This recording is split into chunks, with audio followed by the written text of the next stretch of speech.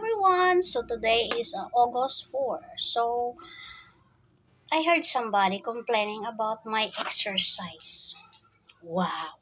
Why? Why you care about me?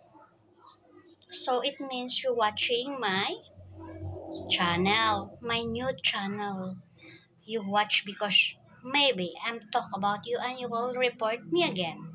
So if you're talking about my exercise, I don't give a fuck because I'm not naked there. And they cannot see my pussy there because I wear a leggings. Then that leggings that I wear, I go outside. Before I go outside, I try to exercise. So if you call me a dogong and my legs is big, I don't give a fuck because I'm not like you. Malnourished.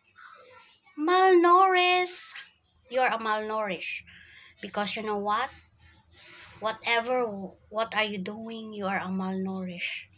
Even you eat a lot, your tummy is not accepting. Remember? So, thank you for calling me a dogong and I will call you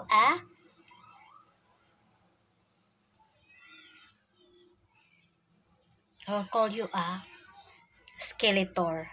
Skeletor, no bones. Only bones in your body. Before you saway-saway me, look at your body. My body is good. My body is what you call that. No problem.